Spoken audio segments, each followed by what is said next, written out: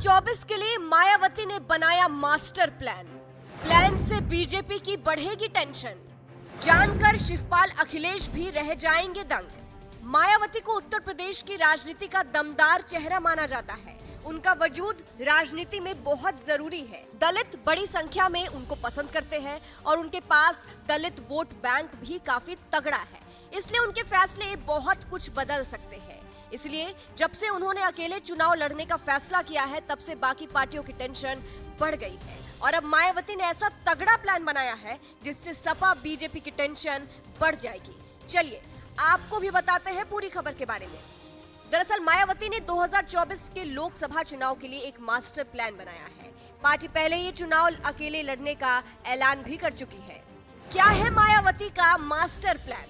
अब देखिए, बसपा का जनाधार 2012 से लगातार घट ही रहा है।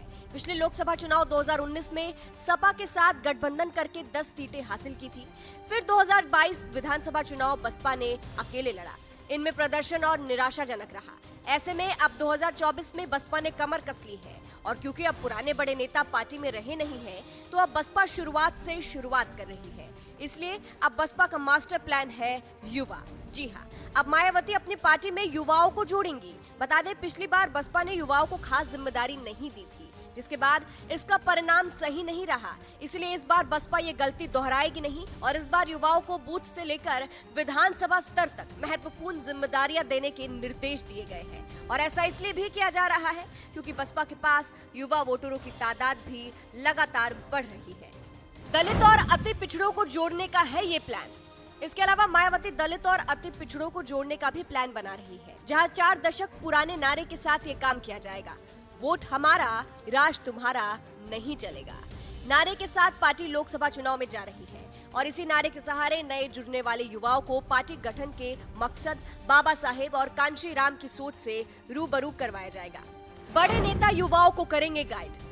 नव भारत की एक रिपोर्ट के मुताबिक पार्टी के दिग्गज युवाओं को गाइड करेंगे। जानकारी के मुताबिक पार्टी के वरिष्ठ नेता युवाओं को पार्टी की विचारधारा समझाएंगे और साथ ही ये भी बताएंगे कि बसपा का सत्ता में आना क्यों जरूरी है। और ये भी बताने की कोशिश की जाएगी कि ऐसा मौका है कि कोई भी चूक पूरे समाज के लिए भारी पड़ सकती है।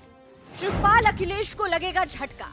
अब मायावती के इस प्लान से तो साफ हो गया है कि वो अकेले ही चुनाव लड़ेगी और इससे शिवपाल अखिलेश यानी सपा को झटका लग सकता है। क्योंकि देखिए, सपा लगातार इस ओर इशारा कर रही है कि वो विपक्ष को साथ लेकर चलेगी, मायावती को साथ लेकर चलेगी। लेकिन इनका ये प्लान अब बिगड़ गया है क्योंकि मायावती तो साथ देगी ही नहीं।